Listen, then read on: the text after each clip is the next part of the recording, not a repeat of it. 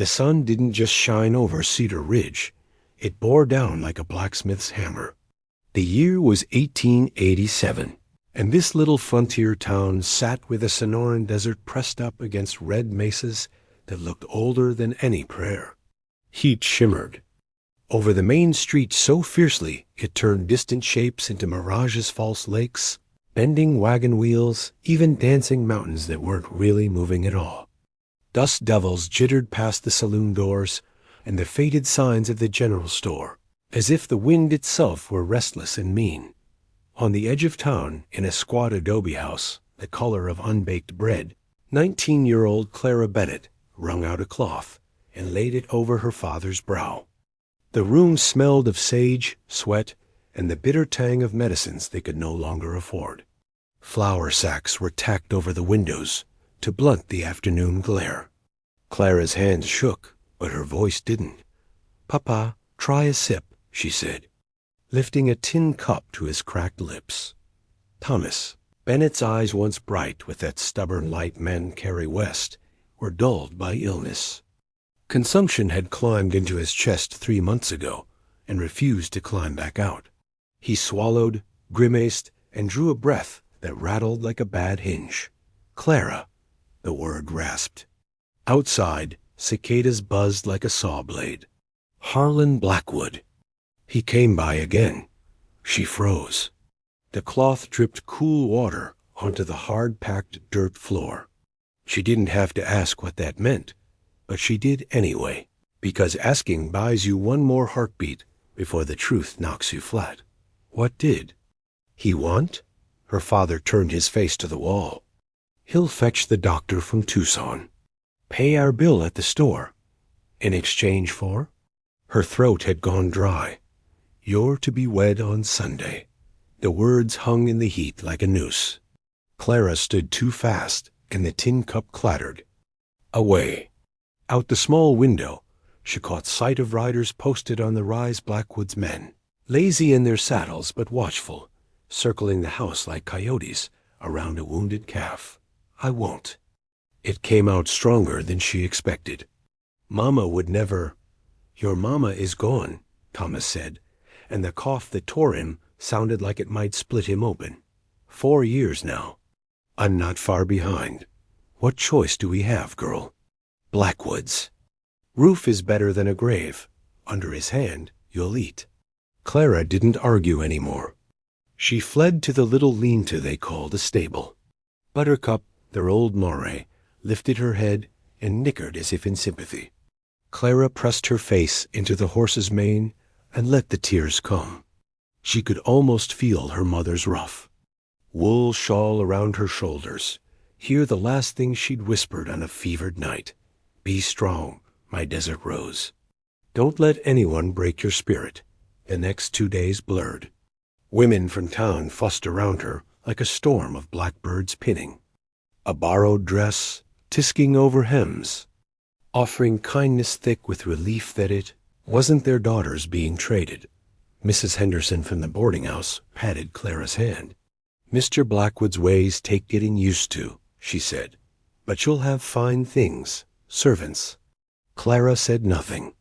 She'd seen the bruises on the kitchen girls at Blackwood's big ranch dark maps, left by hard fingers.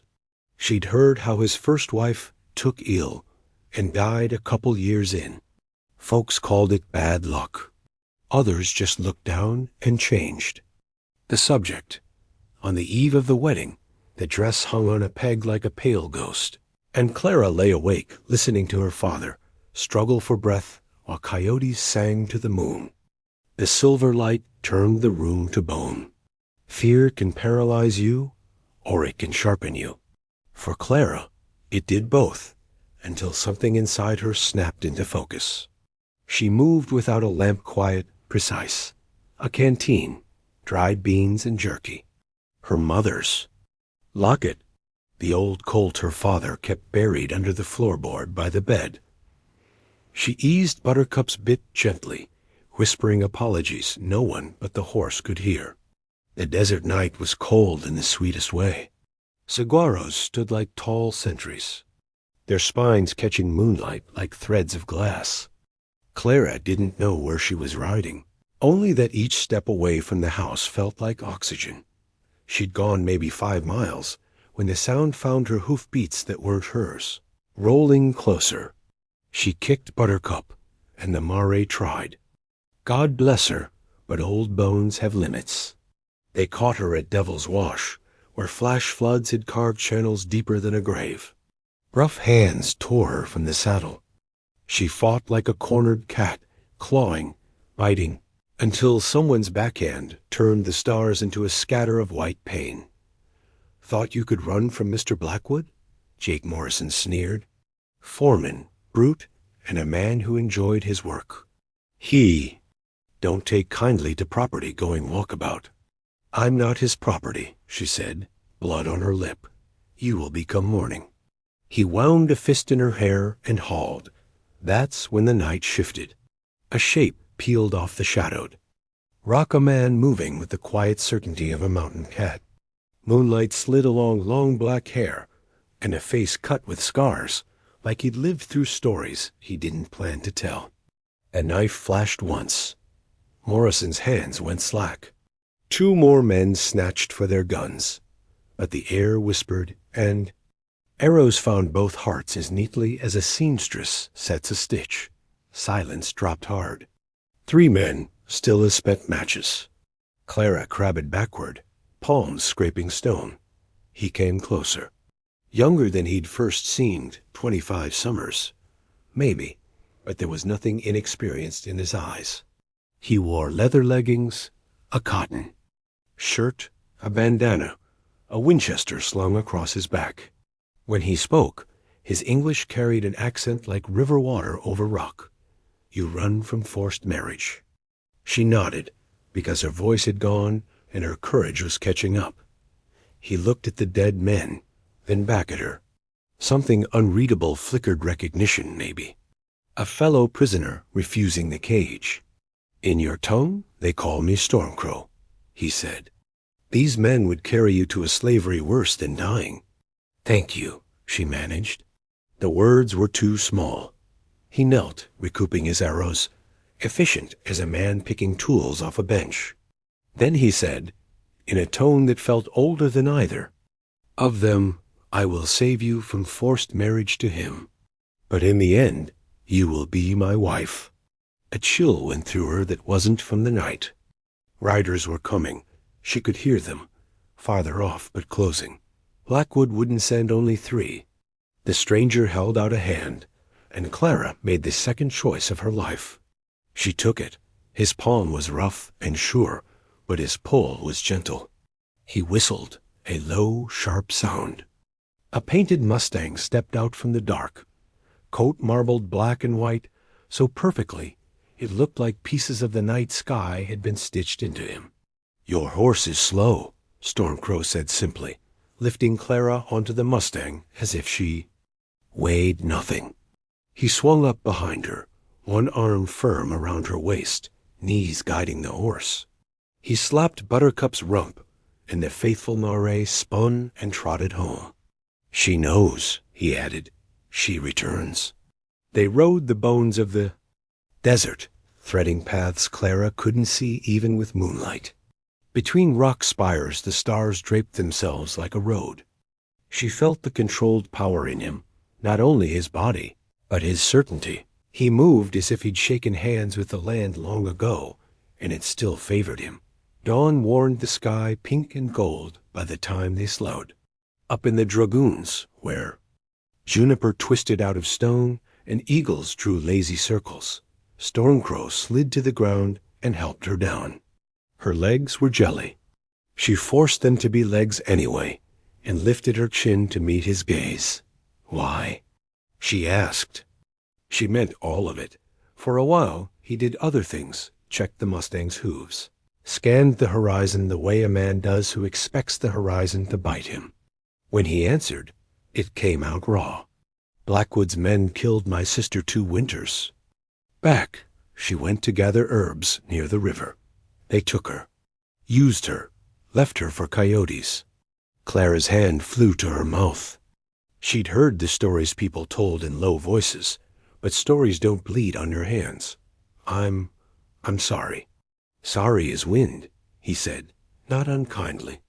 When I saw you fight, I saw the same fear I'd seen in Little Dove's eyes, and the same fire. His mouth tipped, a shadow of a smile. No woman should be forced. Not by them, not by any man. Including you? Clara asked, surprising herself. You just told me I'll be your wife. Some promises are for a far horizon, he sighed. First you live? He tilted his head toward a rock shelf, barely visible unless you knew to look. Come. The spring was a thread of water, cold as hope. Clara drank until the ache in her throat eased. When she turned, he had a small cache laid open. Dried venison, corn cakes, a woven blanket, flint a life distilled to necessities. Eat. We go far. As she chewed, Stormcrow started teaching. How to read the desert the way some folks read. A ledger where the plants darken because water lies near. How birds talk at dawn when they're near a drink. How wind changes scent. He showed her to move without announcing every step, how to feel for a rock that would roll, how not to drag your heels and scribble your name in sand. Your people walk like they own the earth, he said, watching her try again. But the earth owns all. By noon the rock glowed like an oven. He pulled them into a slice of shade and insisted they rest. He drowsed with the stillness of a man who could wake to a twig snap. Clara sat an arm's length away, looking at him through. Heat shimmer and not feeling afraid. Not like with Blackwood. Tell me about your sister, she said. For a long time there was only the sound of wind in Pinion. Then, 14 summers. She sang morning songs, gathering songs, foolish songs to make children laugh. She was to marry Red Sky. Our mother had started gifts. Pain has its own language. You can recognize it in any tongue. Clara looked at the blanket under her, at the scar on his brow, and felt something inside her settle with recognition. My mama died 4 years ago, she said. Fever. She sang. Hymns, sometimes old songs from Ireland. She said the desert taught a person who they really were. They sat in a little silence that wasn't empty. Two people on opposite banks of history, finding a stitch they could hold. When shadows lengthened, the lessons kept coming. He pointed out prickly pear fruit, what to cut and what to avoid unless you liked needles under your nails. Mesquite pods that could be ground into flour if you had patience. Agave hearts that kept you alive when other food ran out. He showed her how to coax fire from a bow drill. It took her forever to birth a wisp of smoke.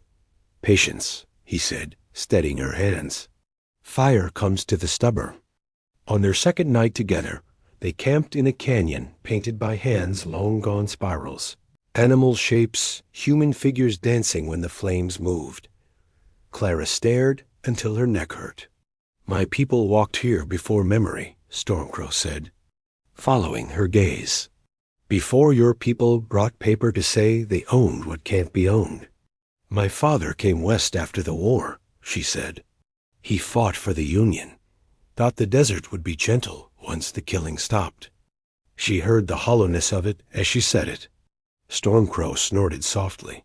No place is gentle when men carry war inside them.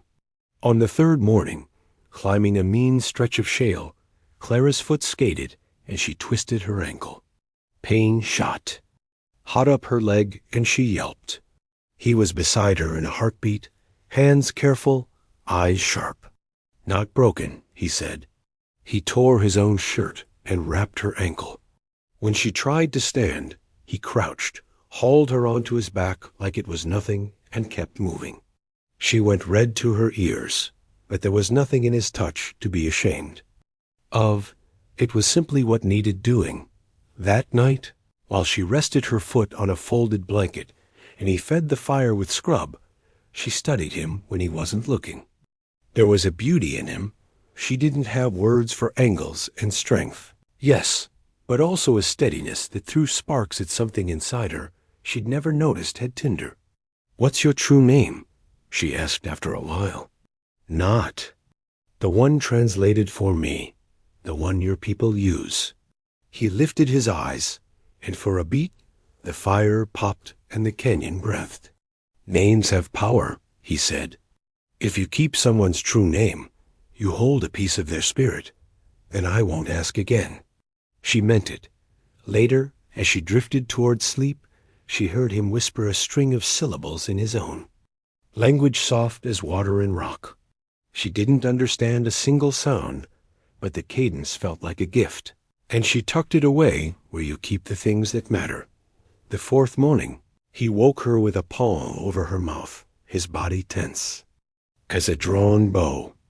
Voices rode the wind dogs, horses, men who hunted for coin and sport. Blackwood hired trackers, he breathed. Apache scouts some sell their eyes to the highest bidder. Clara's stomach dropped. If it was Apache tracking them, storm crows. Tricks would be the tricks those men already knew. He pressed his rifle into her hands and showed her the motions: load, lever, breathe, squeeze. "If I fall," he said, "follow the stream south. Mission San Miguel. The sisters will hide. You. Nothing's going to happen to you," she said, and was startled by how certain her voice sounded. His mouth twitched almost a real smile. "Warrior's heart," he said. "Maybe that is why the spirits brought us to the same trail." By then, the girl who'd fled through moonlight in a borrowed dress wasn't the exact same girl anymore. Fear still lived in her, sure, but it had company now, something harder, something that kept standing up. While Cedar Ridge churned with gossip saloon talk about savages and ruin and rewards, big enough to pull men out of every barstool from.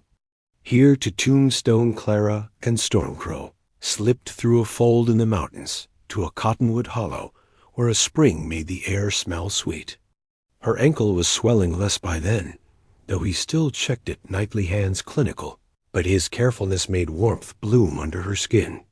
They'd shaken the trackers for the moment, using every trick he owned backtracking in stream beds, looping a false trail over hard rock, doubling their own prints.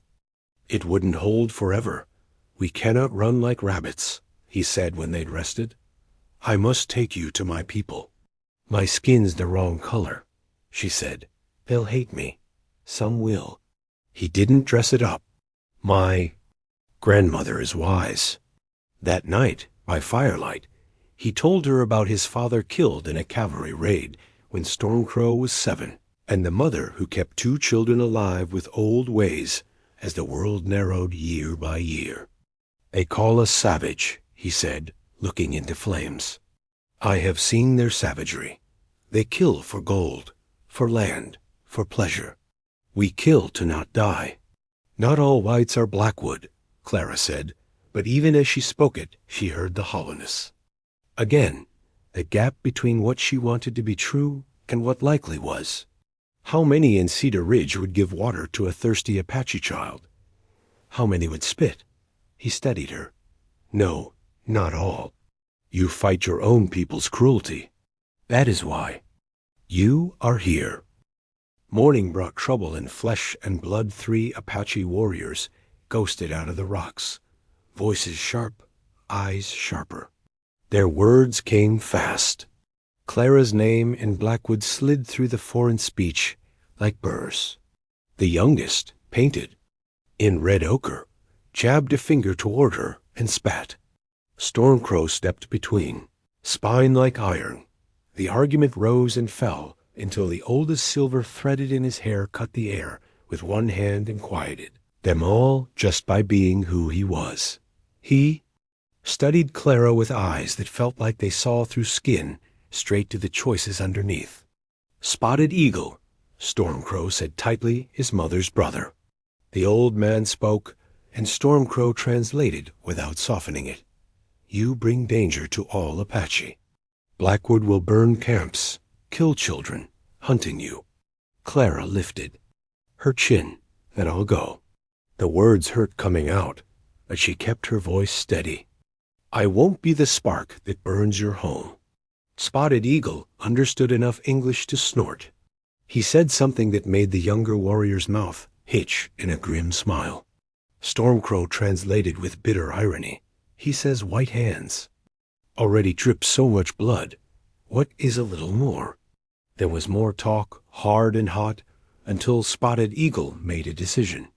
The other two vanished back into the land as if they'd been part of it all along. "We go before the council," Stormcrow said. "They will judge if you stay or go." His jaw flexed. "If they send you away, I have my own choices to make." They went deeper into the mountains, along paths that were more memory than trail.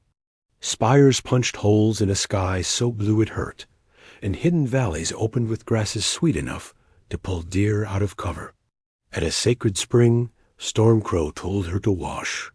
She did, teeth chattering in water that cut like glass. When she came back around the rocks, he'd left clothes-soft doeskin dress, leggings, moccasins. They smelled of smoke and sage, and when she pulled them on, it felt like shedding an old skin she'd outgrown.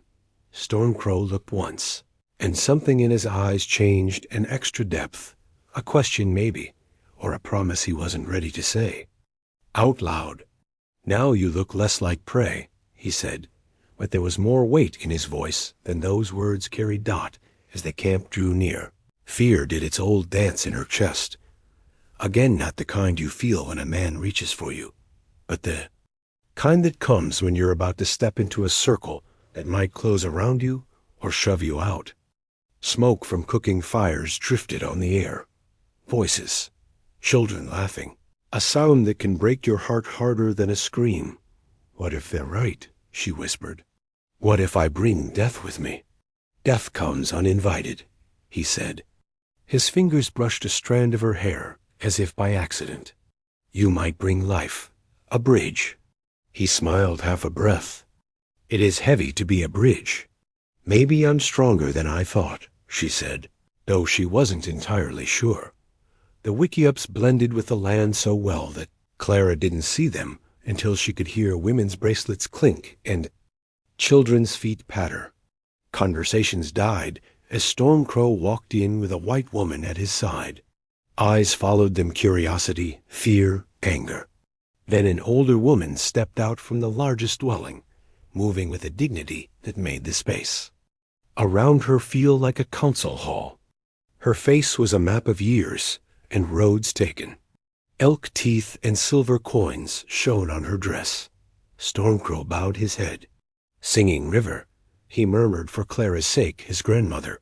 Singing River circled Clara slow, gaze taking her apart, and putting her back together without asking permission.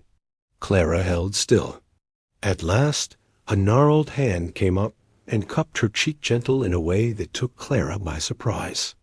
The old woman spoke, voice like wind through canyon grass. "Stormcrow." Translated, she says your eyes have seen sorrow. Sorrow marked you, but did not break you. She will speak for you at council, but you must prove true. "How?" Clara asked. Singing River's mouth tugged in something between a smile and a challenge.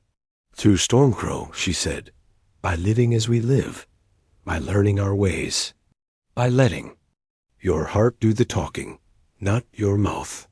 Behind Clara lay the world that said her worth could be measured in debt and land and cattle. Ahead lay a people with every reason to hate her, and a path she didn't know how to walk yet. Beside her stood a man who had cut down death to reach her and, in the same breath, claimed a future that scared her and steadied her both. And for the first time since that dress had hung on a peg like a shroud, Clara felt something like choice. Taking root, she would learn, or she would fail trying. Either way, the decision would be hers. The Apache camp stirred like a hive the moment Clara entered beside Stormcrow. Women glanced up from their tasks, whispers skipping from lip to lip. Children darted behind skirts, peeking with wide eyes. Warriors stood straighter, their gazes heavy with suspicion. To them, she wasn't a guest. She was a storm cloud that might bring lightning, Singing River. Stormcrow's grandmother gave Clara a small wickiup at the edge of the village. Sparse but neat, woven blankets patterned with lightning and mountains, baskets of herbs, the faint scent of cedar smoke. "You sleep here," Stormcrow said, his tone careful, formal. "Tomorrow you begin to learn." Learning, as it turned out, was the hardest thing Clara had ever done. At dawn, Singing River shook her awake before the sun lit the peaks. The old woman spoke not a word of English. She taught through gestures, sharp clucks of disapproval, and endless repetition. Clara's hands blistered grinding mesquite pods into flour with a heavy stone. She scraped hides until her arms ached, usually ruining them with holes that made. The other women sigh. Basket weaving? Her coils sagged apart, water spilling like a joke. "Your hands are soft as a baby's," teased Blue Huron, one of the younger women. "But they'll learn if your spirit wants to." The children were worse than the tasks. They mocked her clumsy attempts at Apache words, giggled when she confused similar sounds. Once, meaning to ask for water, she accidentally proposed marriage to an elder. A roar of laughter chased her all day. Clara went to bed with cheeks burning, but woke each morning more determined. Something inside her refused to bend. Stormcrow had called her a bridge. She wanted to prove him right, or at least prove she wasn't a burden. Stormcrow stayed apart during those first weeks, bound by custom. But sometimes in the evening, when campfires glowed and drums tapped, he appeared at the edge of her firelight. "You are learning," he would say in that quiet way of his. And those few words warmed her more than the flames. "I'm trying," Clara would answer, holding out blistered palms, burn marks from cooking fires, scratches from thorny plants. Stormcrow's gaze softened, though he rarely smiled. Trying is the beginning of becoming. Still, hostility lingered. Black Wolf, a young warrior with a scar carved deep across his cheek, made no secret of his contempt. His father and brothers had been killed by white soldiers, and his hatred burned hot enough to scorch anyone near. "She brings death," he told anyone who'd listen. "The whites hunt for her. When they come, they will kill our children first." His words echoed in the ears of many who had lost family already. Clara felt the stares, heard conversations halt when she passed. Some women pulled their children away from her as though her pale skin carried disease. Then, one afternoon, the scouts returned with grim faces. Soldiers, dozens of them, camped at Willow Springs, a half-day's ride. Clara's stomach hollowed. Out, even here, in this secret fold of the mountains, Blackwood's reach had found her. That night, the council met. Clara wasn't allowed in, but she heard the voices, anger, fear, grief. When Stormcrow came later, his face looked carved from fog. "Stone. Many say you must go," he told her. "They fear for the children, for the elders. They think your presence brings the soldiers." "They're right," Clara whispered. "I should never have come." "Let me go. I'll lead them away." His hand caught her wrist, firm but gentle. "You wouldn't survive one day. They would take you, then still come for us, blood for blood." Tears burned her throat. "Then what do I do?" "You show them your heart," he said. "Tomorrow. Singing River will speak for you at council. But words alone won't be enough." The next morning, Singing River dressed Clara in a ceremonial down-soft white buckskin beaded with turquoise and red patterns, fringe that swayed like grass in the wind. Clara stood in the Red Rock amphitheater. The whole camp gathered in a circle. The sun climbed higher, the air thick with judgment. Singing River spoke first. Clara understood only fragments: strong spirit, willing heart, bridge between peoples. The old woman lifted Clara's blistered hands for all to see, evidence of her effort. Murmurs rippled. Then Black Wolf rose, his voice sharp as obsidian. He spoke of massacres, of villages burned, of babies shot for sport. He pointed at Clara. His meaning was plain without translation. She was the enemy. She would always be the enemy. Voices rose, for and against. Clara's legs shook, but she stood straight, meeting each gaze. Then, standing bare, the chief lifted. His hand in silence fell. His eyes, heavy with years, searched her face. "Words are wind," he said in careful English. "Actions are stone. What stone will you give us?" Her heart hammered. What could she offer? What bridge could span blood and betrayal? Then she remembered. With trembling fingers, she drew out her mother's silver locket, the last piece of her old life. She knelt and placed it in the chief's hands. "This was my mother's," she said, voice carrying across the rocks. "I give it freely, not as payment, but as promise. My old life is gone. If you accept me, I'll defend your children as my own, share your hunger, mourn your dead, celebrate your joys. I can't undo what my people have done, but I can choose differently. I can be a bridge, not a wall." The amphitheater stilled. Standing Bear opened the locket, gazed at the faded photograph. When he looked up, his eyes held something softer than before. He spoke in Apache. Stormcrow translated, relief thick in his tone. "You may stay, but you are not yet one of us.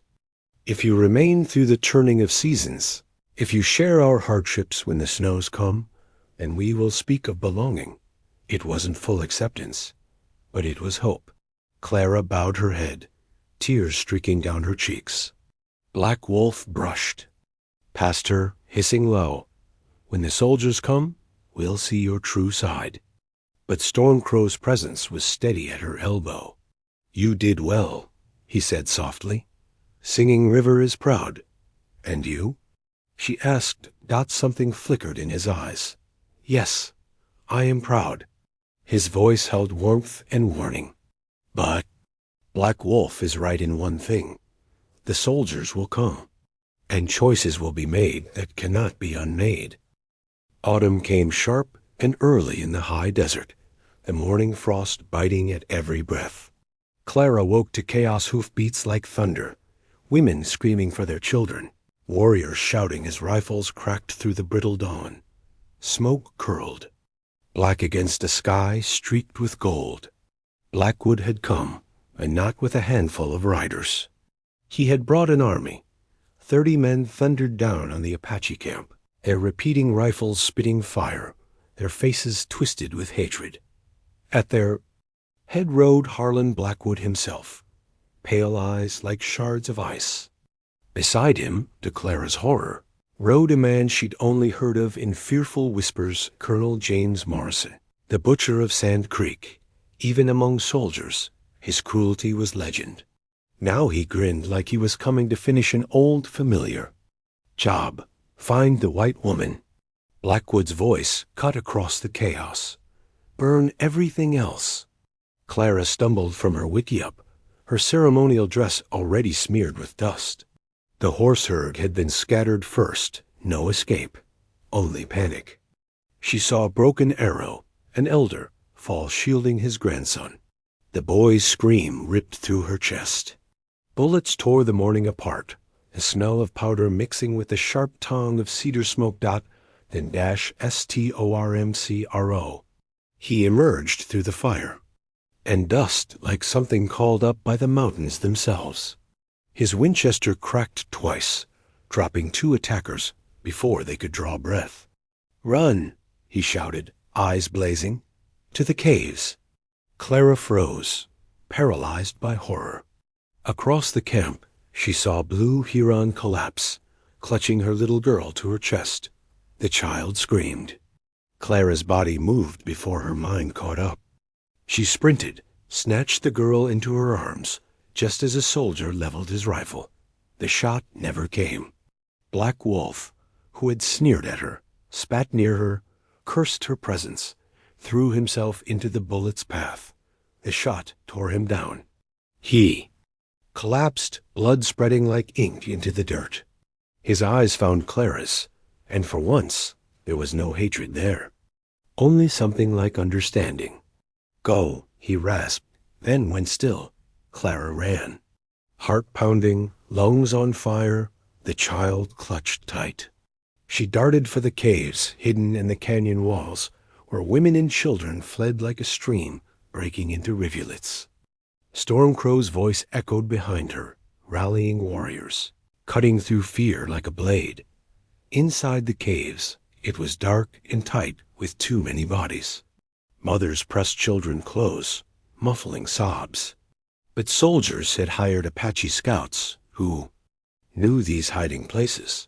Smoke poured in choking, searing. Coughing women stumbled back toward the light. There was no safety here. Clara made a choice. She thrust the child into another woman's arms and stepped back outside into the open. Her hands lifted, empty. Soldiers paused, startled by the sight of her, the prize walking to them. Blackwood reined in, disbelief written in every line. "Of him. Clara, my dear," he called, voice mocking sweet. "Look at the trouble you've caused." "You came for me," Clara said, forcing steel into her voice. "Here I am. Let the others go." Morrison spat tobacco into the dirt. "Apache don't get mercy. They get what they deserve." "Then you'll kill me too," Clara said, stepping between the soldiers and the caves. "Because I won't leave with you while you slaughter innocents." Blackwood's jaw tightened. "You've been ruined by these savages. But no matter. I'll beat the wildness out of you once you're mine." "I'll die first," Clara shot back. "That can be arranged," Morrison sneered, lifting his rifle, but Blackwood raised a hand. "She's mine," he gestured. "Take her." As soldiers moved forward, the Apache struck. Stormcrow led the charge, a war cry tearing from his chest. The battle became a storm of gunfire, smoke, dust, and screams. Clara fought against rough hands, dragging her toward Blackwood's horse. And then Singing River appeared, walking calm through chaos, carrying a ceremonial staff strung with eagle feathers.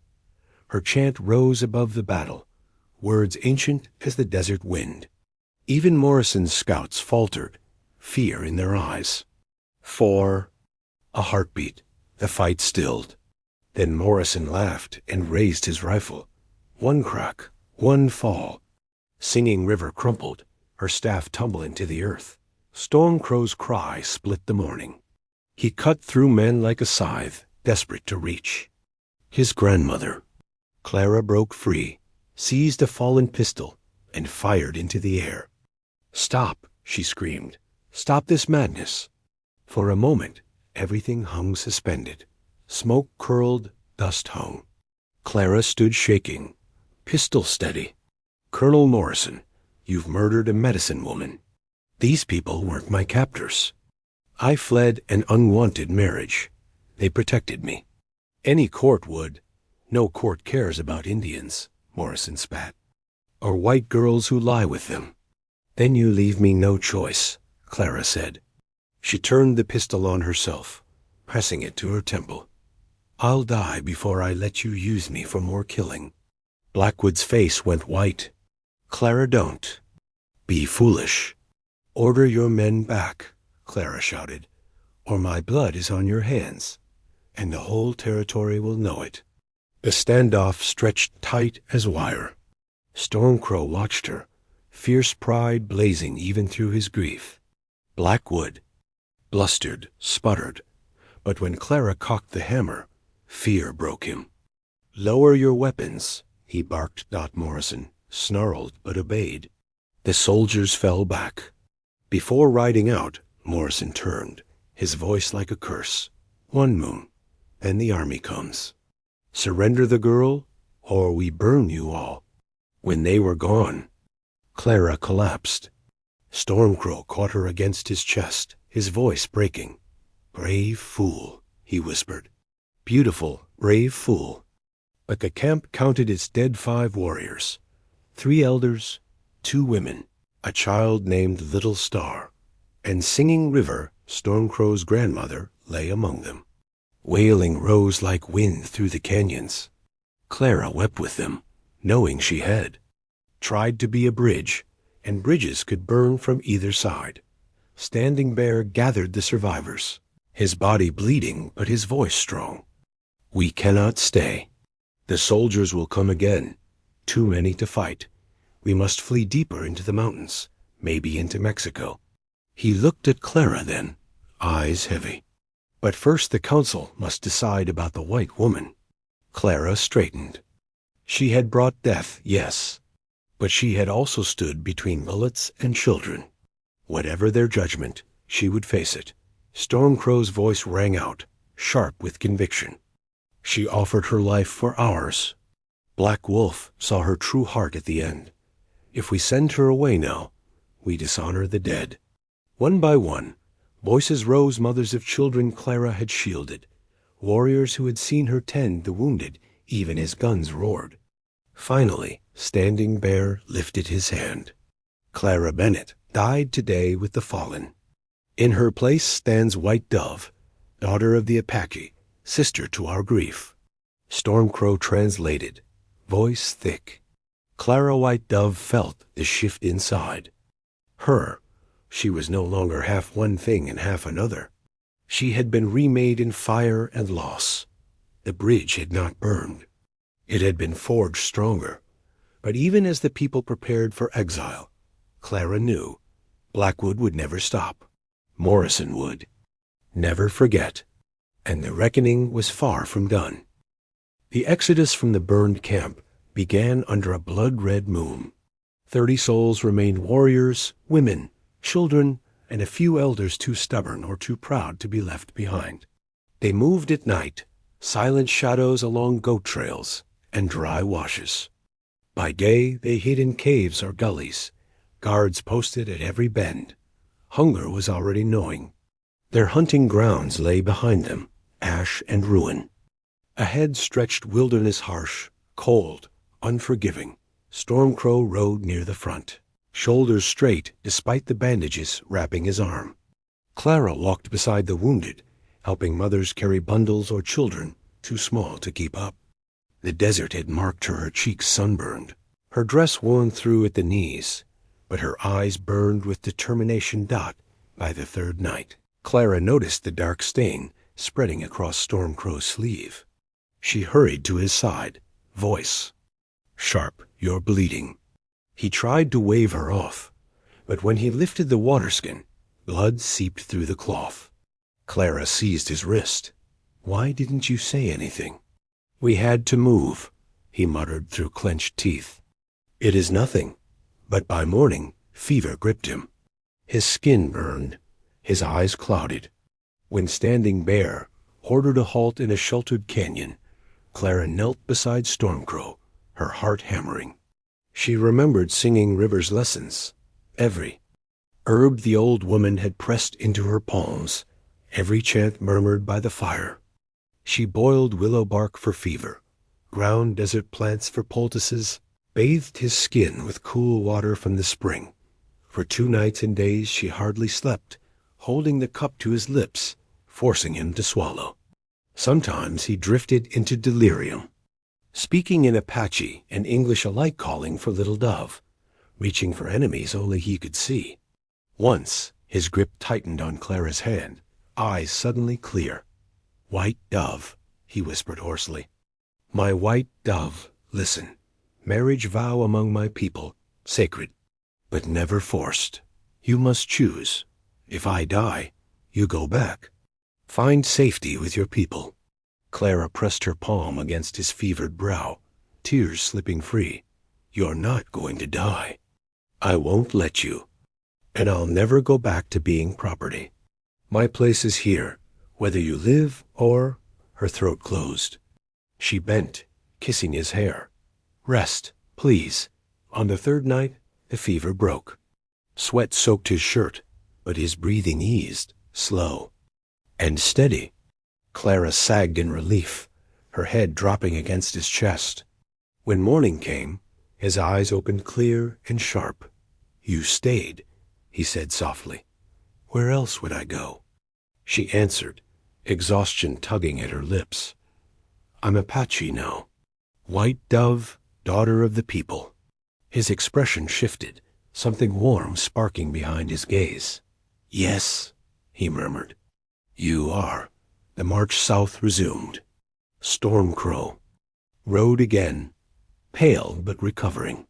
Clara walked beside him, shoulders squared, hands blistered from grinding mesquite pods at every rest stop. The people endured thirst, hunger, exhaustion.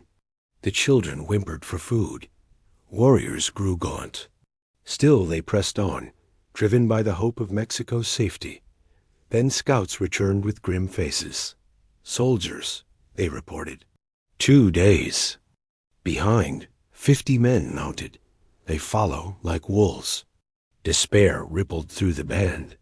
They could not outrun cavalry with children and wounded. Some warriors muttered about making a last stand. Clara felt the air grow heavy with the weight of death.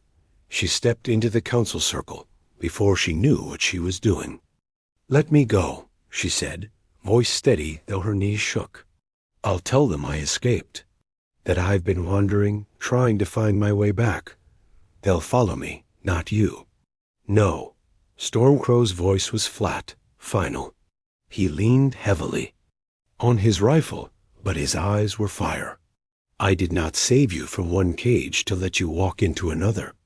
I won't let more children die for me, Clara shot back. How many graves do we dig before it's enough? The council erupted in argument until Standing Bear raised his hand. His face looked carved from sorrow. There is another way, he said, but it will require sacrifice from all. His plan was desperate but clever. The band would split. The wounded, children, and elders would continue south under protection, hidden by those who knew secret passes. A smaller group would act as decoys, laying false trails, striking from ambush, luring the soldiers into the badlands where their horses would falter and their thirst would rise. I will lead the decoy, Standing Bear announced. We need warriors swift and sure. His eyes found Clara, and one the soldiers will believe they chase. I'll go, Clara said at once. As will I, Stormcrow added, rising though his shoulder still ached. Clara turned on him. You can barely ride. I ride well enough to protect what is mine, he said simply. And in his tone there was no bluster, only certainty. By nightfall, 12 were chosen. 8 warriors. 2 women who refused to leave their husbands. Stormcrow, Clara. They took the strongest horses, the best rifles, just enough food. At dawn, the 2 groups parted, embracing with tears. Some would never meet again. That night, the decoys gathered around a low fire for a final blessing. Standing Bear spoke words over them, sending their spirits to the mountain spirits should they fall. Clara stood among them, hands trembling, feeling the weight of being counted as one of them. Later, she sat alone at the fire's edge. Stormcrow came, moving stiff but steady, his presence grounding. You could still go with them, he said quietly. No one would judge. Clara looked at him, at the man who had pulled her from one fate and into another. Would you think less of me? No, he admitted. But I would fear for you until I saw you again. Then you understand how I feel, she said, voice breaking. Watching you ride to battle while wounded. Silence stretched. He moved closer, the firelight catching the lines of his face. White dove, he said softly, using her Apache name with reverence. What do you want? Not what honor demands. Not what others expect. What does your heart say? Clara stared into the flames. When she spoke, her voice was steady. My heart says I belong here, not just with the people, with you, as a partner, not a possession, if you'll have me. Stormcrow's hand found hers, fingers calloused and warm. Among my people, marriage is sacred. It binds souls beyond this world. But yes, White Dove, I would have you as my equal, my wife, if we live through tomorrow. When we live, Clara corrected, lifting her chin. They sealed the vow with a kiss simple, tender, under the stars. No priest, no contract. Only firelight, mountains, and the spirits listening. Dawn came too soon. The decoy band mounted, rifles ready, eyes grim. Clara swung onto her painted mare, rifle across her saddle, Stormcrow riding beside her. They turned north deliberately, leaving tracks bold enough for soldiers to follow. Behind them, dust marked the path of those fleeing for safety.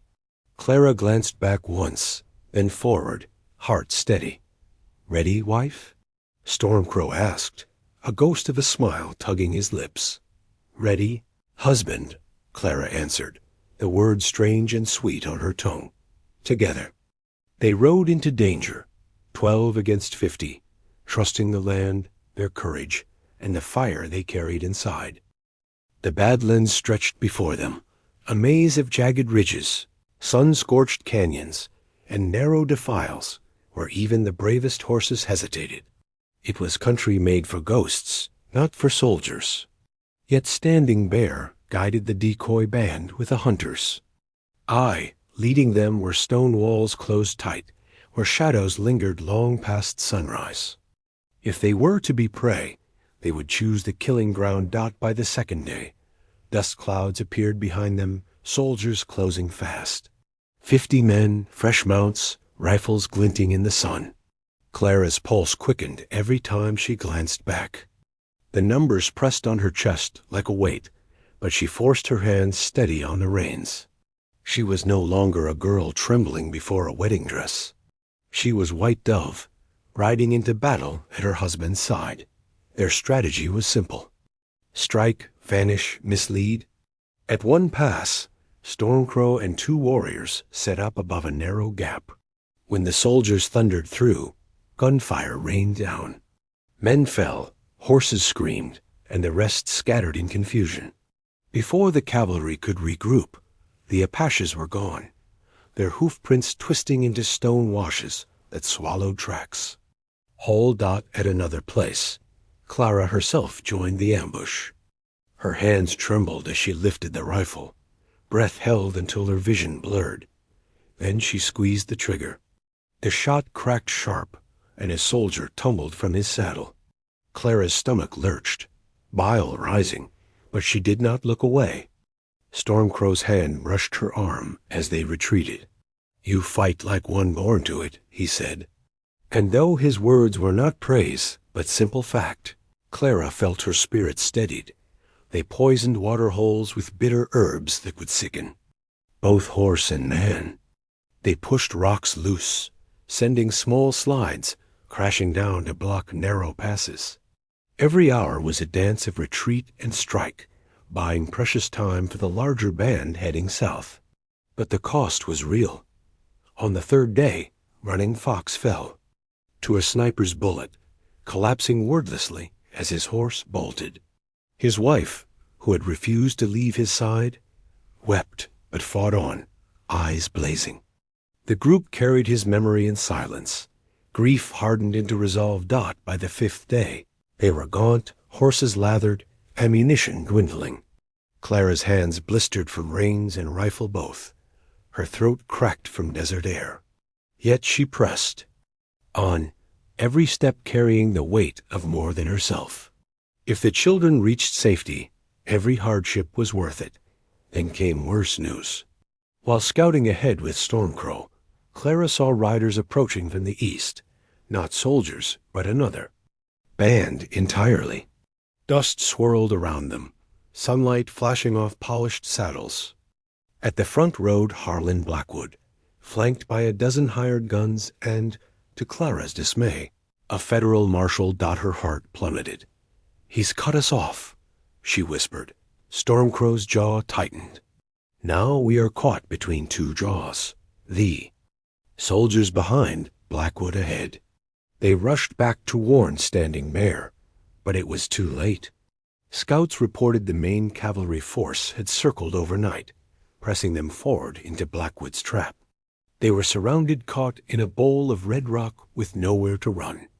The decoy band gathered, faces etched by exhaustion and grim understanding. "We make our stand here," Standing Bear declared. "Better to die as warriors than be hunted. Like cattle." But Clara's eyes caught something different. A white scrap fluttering on Blackwood's side, a flag of truce. "Wait," she said. "They want a parley." Stormcrow's gaze darkened. "A trick." "Maybe," Clara admitted. "But what choice do we have? More blood won't save us now." The argument raged until Standing Bear relented. Clara would go. Stormcrow insisted on riding with her. Together they tied a strip of cloth to a rifle and rode out under the flag of truce, the eyes of their comrades heavy on their backs. As they drew near, Clara saw how obsession had hollowed Blackwood. His face was gaunt, his eyes fever-bright. Yet he straightened in the saddle, as if still master of all he surveyed. At his side sat Marshal Thomas Bradley, known for stern fairness even toward natives. "Clara, my dear," Blackwood crooned, voice dripping false sweetness, "look what these savages have done to you. Dressed you in rags, starved you half to death. But I'll forgive it all. Come back, and all will be made right." Clara sat tall in her saddle. "I'll never belong to you."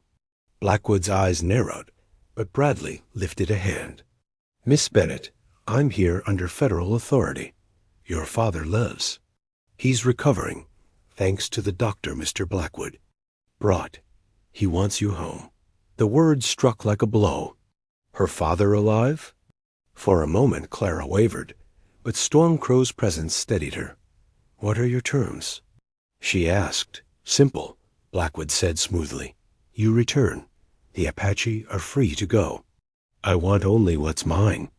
"I am not yours," Clara replied. "The law says otherwise," Bradley interrupted, though his tone was careful. "Your father signed a marriage contract. It's binding, unless another valid union predates it." Clara's voice rang clear. "Then hear me. Stormcrow is my husband by Apache law. We wed under the stars, with vows spoken freely." The declaration landed like a hammer. Blackwood's face twisted red.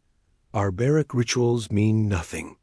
You are mine, Clara, bought and paid for." "I was never cattle," she snapped. The marshal studied her intently. "Did you choose him freely, without coercion?" "Yes," Clara said firmly. "I chose him. I chose this life." She lifted her chin. "I am White Dove now." The silence stretched, taut as a bowstring. Then Blackwood erupted, lunging in the saddle. "Lies. You'll regret." Stormcrow's rifle rose, eyes deadly calm. "Choose your words carefully." Bradley raised his hand. "Enough. There'll be a hearing before Judge Thompson. If you can prove your marriage valid, the contract is void. Until then, you come with us under my protection." Clara's heart pounded. To trust the law of men who saw her as property felt like walking into another cage. Yet behind them, soldiers tightened their circle. Bloodshed loomed if she refused. She breathed deep, beating Stormcrow's eyes. "If I go, it must be with him. He is my husband." "He comes with me." Bradley nodded. "Agreed." Blackwood's fury smoldered like a coal, but he bit back his rage. Clara felt its heat even as she turned her horse. The die was cast. She would return to Cedar Ridge, not as a frightened girl, but as White Dove, ready to fight with words as she had with bullets. Beside her, Stormcrow rode silent but steady. Whatever awaited, they would face it together. Cedar Ridge had never seen such a spectacle. The dusty main street, usually home to a trickle of wagons and cowhands stumbling out of the saloon, now heaved with townsfolk crowding shoulder to shoulder. Whispers flew like prairie birds. "She's back, dragged in by Indians, dressed like them. Ruined for sure." Mothers pulled children closer as Stormcrow rode past, his proud bearing and scarred face stirring both fear and fascination. Clara sat straight in her saddle, refusing to let shame bend her spine. If they wanted a show, she would give them one on her terms. They were escorted not to the jail, but to the courthouse. Judge Thompson, summoned hastily, had agreed to a hearing. Marshal Bradley walked beside them, his voice carrying above the jeers. "This is official business. Anyone obstructs, they answer to me." That kept the crowd at bay, though not there. Mutters dot inside, the air thickened with tobacco smoke and sweat. Every bench was filled. Shopkeepers, gamblers, ranchers, even the preacher, all craning to see the scandal. On the left side of the room sat Harlan Blackwood, polished boots gleaming, gray eyes hard as steel. His lawyer, a sharp-nosed man named Petton, shuffled papers with practiced disdain. On the right sat Clara, pale dress clean but plain, her hair braided back in Apache style. Stormcrow was forced to sit in the gallery, Marshal Bradley's hand never far from his revolver, to discourage hot tempers. In the very front row, Clara's breath caught. Her father alive. Thomas Bennett leaned on a cane, cheeks hollow, but his eyes lit with tears at the sight of her. "Clara," he whispered hoarsely, reaching out a trembling hand as she passed. She bent swiftly, clasping his fingers. "They saved me, Papa," she said softly. "I'll explain." Before she could say more, the gavel cracked. Judge Thompson, his mutton chops bristling, surveyed the room with stern impatience. "This is a preliminary hearing regarding the validity of a marriage contract. Mr. Blackwood, represented by counsel, asserts his claim to Miss Clara Bennett. The young lady counters with a claim of marriage to an Apache warrior. We'll hear both sides." "Mrs. White Dove," Clara corrected firmly, her voice clear, despite the rustle of shocked gasps. The judge's brows shot up. "We'll determine." That Petton wasted no time. He rose, smirking toward the gallery. "Your Honor, my client holds a signed contract with the girl's father, promising her hand in marriage. It predates any alleged Indian ceremony. The law is plain. Contracts are binding." "It was signed under duress," Clara countered before the judge could respond. "My father was dying in debt." Mr. Blackwood exploited desperation. Blackwood sprang up, his voice booming. "Lies! I offered to save her father's life, pay their debts, give her fine things. And how does she repay me? Running off with a savage." "Order," Judge Thompson barked. "One more outburst and you'll be removed, Mr. Blackwood." Clara drew a breath, steadying herself. "I was never anyone's to buy." The judge turned. "Can you prove your supposed marriage?" "Were there witnesses?" Clara's throat tightened. "It was performed by Chief Standing Bear, blessed by Stormcrow's grandmother, Singing River, before she was murdered by Colonel Morrison's men. But they're gone dead or fled," Petton sneered. "Dead witnesses, fugitive Indians. Convenient." At that, Stormcrow rose suddenly, his movements sharp enough to draw hands to pistols. "I will speak," he said in clear, accented English. "You have no standing here, Indian," Petton snapped. "Let him speak." Judge Thompson ordered, curiosity outweighing prejudice. Stormcrow strode forward with dignity, every eye on him. "Your laws treat women as cattle, bought and sold. Among my people, marriage is sacred, two spirits walking one path. White Dove chose me as I chose her. We spoke vows under the stars. That is more binding than your papers." "Touching," Petton drawled, "but irrelevant. Heathen rituals have no legal weight. Is that so?" A new voice called from the back. All heads turned as Father Miguel Santiago, the priest from the San Miguel mission, entered holding a leather-bound book. His calm presence seemed to still even the air. "Father Santiago," the judge frowned. "This is civil business." "Indeed," the priest said mildly, but I believe I carry evidence of relevance. He approached the bench and opened the book. 3 days ago, a young Apache couple came to my mission. They had already married in their custom, but wished God's blessing. I performed a Christian ceremony, properly witnessed and recorded. He tapped the page, showing an entry in neat script. Stormcrow and Clara White Dove Bennett, united in holy matrimony. The room exploded in gasps. Blackwood surged to his feet, face purple. Fraud, conspiracy. It is perfectly legal. Santiago said calmly. The young woman gave clear, free consent.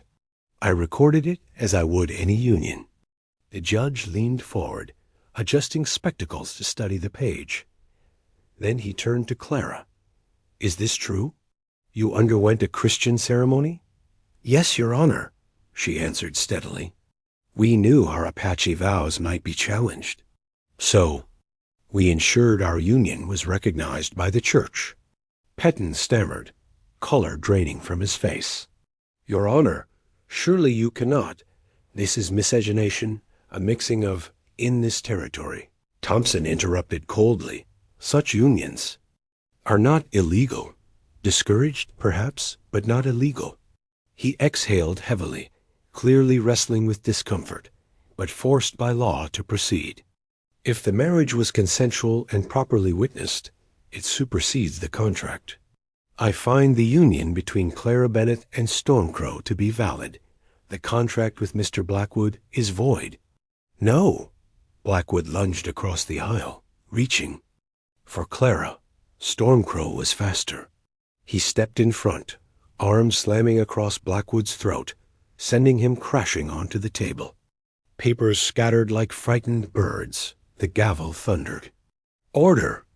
Judge Thompson roared as chaos erupted.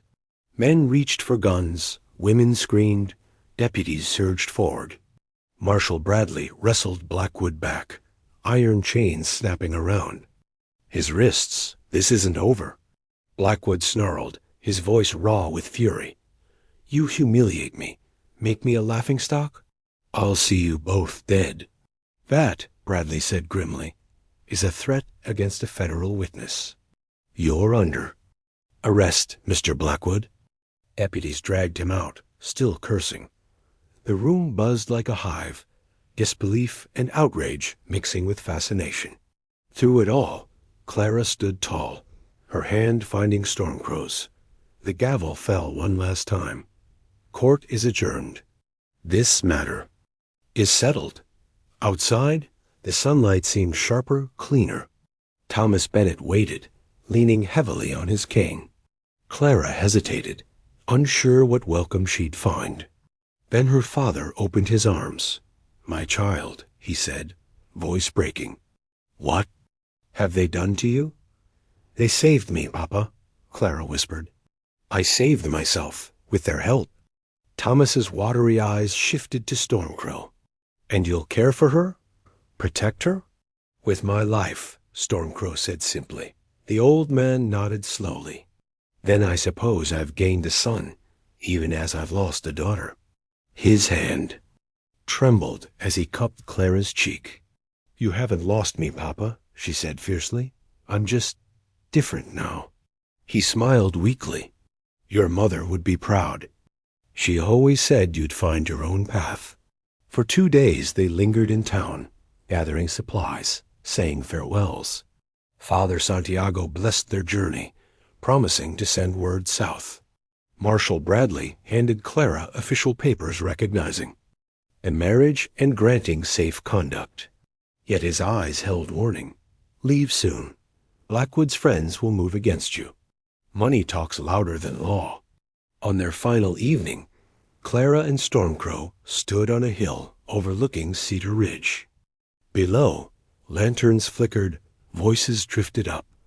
Ordinary life continuing as though nothing had changed. Any regrets? Stormcrow asked, his arm slipping around her waist. None, Clara said firmly. Though I wonder, where do we belong? Your people flee to Mexico. My people, she gestured toward the town. They'll never truly accept us. Perhaps that is our purpose, Stormcrow said softly. To walk between worlds, to be a bridge. Clara smiled faintly, remembering her first days in the camp when Singing River had tested her spirit. It won't be easy. The best paths never are. They mounted their horses under a sky streaked with stars. Behind them, the town shrank into shadow. Ahead stretched wilderness danger, exile, but also freedom.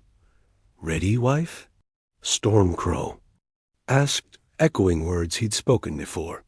Always. Husband, Clara replied, her heart steady.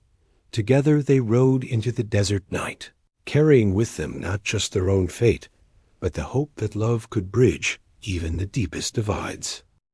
The desert opened before them like a vast, endless sea-red mesas glowing in dawn light, shadows deep in the canyons, the silence broken only by the whisper of hooves. Clara and Stormcrow rode south, their supplies strapped behind them, their spirits tethered to a fragile hope. Behind them lay Cedar Ridge, Judge Thompson's ruling, and Blackwood's arrest. Ahead lay the unknown, mountains, wilderness, and a people scattered in exile. For the first time in weeks, Clara breathed without fear chasing her heels. The air tasted clean, sharp with sage and morning frost. She pressed her cheek against the wind and whispered, "We are free." Stormcrow, riding beside her, gave a small, grim smile. For now. But men like Blackwood do not stay caged. His money buys him freedom. His hate drives him harder than iron. Clara's fingers tightened on the reins. She knew he was right. Blackwood was like a rattlesnake strike cut off, but not killed. He would come. She only prayed they would be ready. When he did **, 3 days into their journey, they found signs of the larger band. Tracks of travois dragged in the dirt. A few broken branches where children had played too close to the trail. Stormcrow read the signs like scripture. They passed 2 nights ago. We follow. Clara's chest swelled with relief. If they could catch the others, they would not face the wilderness alone. They pressed hard, riding until moonrise painted the rocks silver dot at last. They found them huddled in a sheltered canyon, fires burning low. Faces lit up as the pair rode in. Blue Huron's sister rushed forward, clutching Clara's hands. "White Dove, you lived." Children tugged at her skirt, wide-eyed with questions. Stormcrow clasped arms with the warriors, his face grave as he heard their losses. But his eyes softened when he saw Clara welcomed like kin. Standing Bear emerged from the shadows, his frame leaner, his voice deeper with weariness. "You have returned." His gaze shifted to the papers Bradley had given them. "And the law of the white men honors your union?" Clara nodded. "Yes, for now we are safe." Standing Bear studied her for a long moment. "Then perhaps you truly walk 2 paths. But know this, White Dove, no paper shields us from bullets. We are hunted still." She understood. The law might protect her in Cedar Ridge, but beyond its borders, only strength and cunning kept them alive. The rest was brief. Scouts reported soldiers still dogging their trail. Colonel Morrison had not withdrawn. He had regrouped. Worse, Blackwood had escaped custody, no doubt by bribes or favors, and joined him. With Blackwood's money and Morrison's hatred, they had gathered a small army of outlaws, mercenaries, and deserters. "They hunt us like deer," Standing Bear said grimly around the fire. "We must vanish into the mountains, cross into Mexico before the snows trap us." The days that followed tested every lesson Clara had learned. She gathered prickly pear fruit, dug for agave hearts, and carried water skins across miles of rock. At night, she shared blankets with Stormcrow, their breaths mingling in the cold, their whispered words the only warmth they needed. Yet danger pressed closer. Scouts returned with grim faces. The enemy was less than a day behind. Clara heard the low wails of mothers, holding their children tighter. Even the warriors' eyes grew hard, knowing another battle loomed ** at dawn. They reached a canyon where cliffs rose like fortress walls. Stormcrow and Standing Bear agreed it was here they would make their stand. The women and children would slip through hidden paths, while the warriors delayed the pursuers. Clara, though urged to stay back, refused. "I've stood before bullets." "Before," she told Stormcrow. "I'll not hide now." His eyes searched hers, dark and fierce. At last he nodded. "Then fight at my side." The enemy arrived by mid-morning, a dust cloud swelling with horsemen. Morrison rode at the front, scarred face cruel with anticipation. At his side, Blackwood's eyes glittered with obsession. Gunfire erupted. Arrows whistled down. Clara fired. Her rifle until her shoulder ached, the recoil bruising her flesh. Warriors leapt from the rocks, striking swift, then vanishing. The canyon echoed with death cries, smoke, and the thunder of hooves. Morrison bellowed orders, driving his men forward with ruthless precision. Blackwood, on the other hand, searched only for Clara. She felt his gaze like a brand, even a cross. The chaos the battle raged for hours. Warriors fell. Horses screamed. The ground drank blood. Yet the Apache held, their knowledge of the land turning every stone into a weapon. Clara reloaded again and again, hands raw, ears ringing, until the foe. Soldiers began to falter. At last, Morrison signaled retreat. His men pulled back, dragging their dead. But his voice carried across the canyon. "One moon, white dove. Then the army comes, and we bring fire enough to burn the mountains themselves." The silence after battle was heavier than the fight itself. The canyon floor lay strewn with bodies. Clara knelt beside Blue Huron's sister, who cradled her dead husband.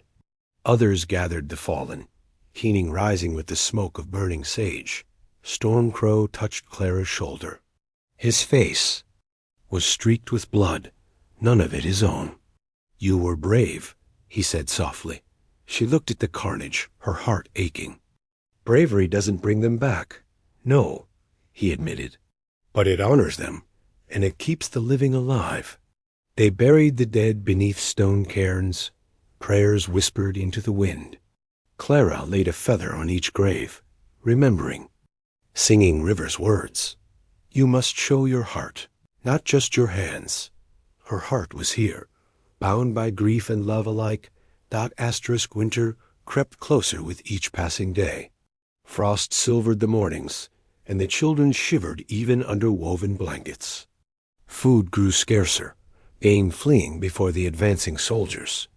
"We must cross the border soon," Standing Bear urged. "If the army comes before we are gone, we are finished." The band pressed harder, driving themselves through canyons and across dry rivers, always moving south. Scouts reported enemy patrols circling wide, seeking to trap them. Morrison's voice seemed to echo through the land, relentless in his pursuit. At last, they reached the mountains that marked the boundary with Mexico. The path was narrow, treacherous, but beyond it lay safety, or so they hoped. Stormcrow rode beside Clara, his arm brushing hers. "Once we cross, perhaps my people can find peace," he murmured. "And us?" she asked, her voice trembling. With weariness, he looked at her with steady fire. "We are already one. Peace or war, life or death, we walk together." Clara squeezed his hand, heart swelling. Whatever lay ahead, she would not face it alone. But peace was not to come so easily. On the eve of their crossing, a scout returned with dire news. "Morrison camps ahead. He waits at the pass with Blackwood and 50 rifles. They mean to finish us before we touch Mexico." The camp fell silent. Mothers clutched children. Warriors sharpened blades. Clara felt her blood turn to ice. Stormcrow's jaw set hard. "Then tomorrow we face them. No running, no hiding. One Last fight. Standing Bear lifted his staff, voice carrying to every ear. We are hunted like wolves. Tomorrow we show them we are not prey. Tomorrow we fight for the right to live. The people raised their voices in unison, a cry that echoed against the cliffs. Clara's heart thundered.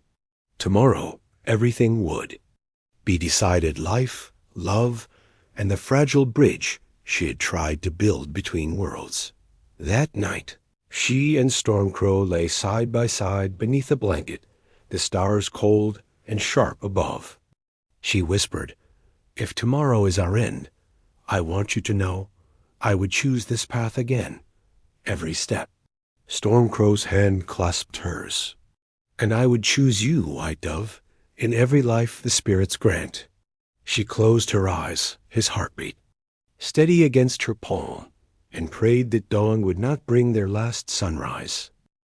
The night before the final battle stretched long and silent. Fires burned low, and even the children sensed what the dawn would bring. Mothers hushed them with lullabies, but the melodies carried a hollow ache. Warriors sharpened their knives and checked their rifles in grim ritual. Clara sat beside Stormcrow, her hand resting on his knee, listening to the steady rasp of his whetstone against steel. "They'll be waiting at the pass," she whispered. "Yes." His tone held no fear, only certainty. "Morrison knows we cannot cross without facing him." Clara's throat tightened. "And if we fail?" Stormcrow set down the knife, turning to her. In the faint firelight, his scarred face looked carved from stone, yet his eyes softened. "If we fall as one. But if we win—" He paused, brushing a strand of hair from her cheek. "Then no one can deny what we are." Clara leaned into his touch. "Husband and wife. Bridge between worlds." He kissed her forehead, sealing the vow with quiet tenderness. Asterisk at dawn, the survivors moved like shadows. Warriors flanked the women and children, urging them forward with quiet efficiency. Every step toward the pass felt heavier than the last, as if the land itself mourned what was to come. The canyon narrowed into a throat of rock, cliffs towering on either side. Smoke drifted faintly ahead, Morrison's campfires. The smell of gunpowder lingered, mingling with the sharp tang of pine. Standing Bear raised his hand. The people halted. His voice carried like thunder. "Beyond that pass lies freedom. But freedom is not given. It is taken. Today we take it with our blood." A murmur of agreement rippled through the band. Children clung to their mothers, wide-eyed. Clara's chest ached at the sight. These little ones deserved laughter, not battlefields. Stormcrow gripped her shoulder. "Stay behind me." Clara shook her head. "I fight at your side. Always." He met her gaze, then gave a single nod. Asterisk, when they emerged into the open, the trap revealed itself. Soldiers lined the ridges, rifles bristling like porcupine quills. At the mouth of the pass stood Blackwood astride a black stallion, his face twisted in triumph. Beside him, Colonel Morrison sat tall, his uniform immaculate, his eyes cold with practiced cruelty. "White Dove." Blackwood's voice boomed, echoing against the cliffs. "You've run long enough. Come to me now, and I'll spare the rest. Refuse, and they all die." Clara felt the eyes of her people on her, waiting, fearing. She stepped forward, her voice clear. "I was never yours, Harlan Blackwood. You tried to buy me, cage me, break me, but I chose my own path.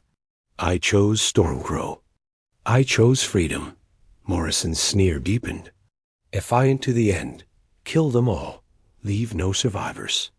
The first shot cracked. Then the canyon erupted in thunder. Asterisk warriors unleashed arrows and bullets in a storm. Soldiers fired from the ridges, smoke rolling down like storm clouds. Horses screamed, men shouted, and the air turned to fire and dust. Clara knelt beside her, bolder, reloading as fast as her hands allowed. Each shot she fired rang through her bones. Beside her, Stormcrow fought with deadly grace, his rifle cracking, his knife flashing when enemies drew too close. Blackwood charged forward, his stallion pounding across the canyon floor. His eyes locked on Clara, obsession blazing. She fired. At him, the shot grazing his arm, but failing to slow him. He howled in fury, pressing harder. "Clara!" Stormcrow shouted, but before he could reach her, Morrison's men swarmed, cutting him off. Blackwood bore down on her, dragging her from behind the rock. His hand clamped on her arm like iron. "You thought you could shame me? Belong to a savage? No, Clara. You'll crawl back to me, or you'll die here." Clara struggled, fury burning hotter than fear. "I'd rather die free than live as your property." He raised his pistol, pressing it under her chin. "Then so be it." Before he could fire, Stormcrow appeared, blood streaking his face, his knife flashing. He struck Blackwood's wrist, forcing the pistol away. The two men collided in a brutal struggle, fists and blades clashing in a whirl of dust and rage. Clara scrambled for her fallen rifle, heart hammering. While Stormcrow and Blackwood fought, Colonel Morrison rallied his soldiers. "Hold the line. Finish them." He advanced through the smoke, rifle barking death with every shot. His reputation as the butcher of Sand Creek was well earned. He moved like a man born to slaughter, but Standing Bear confronted him. The old chief raised his spear, eyes blazing with centuries of defiance. "This land will not remember you," he growled. Morrison sneered. "Savage fool." He fired, but the bullet struck stone. In that instant, Standing Bear hurled his spear. It drove through Morrison's chest, pinning him to the canyon wall. The colonel's eyes widened in shock, then dimmed as his body sagged.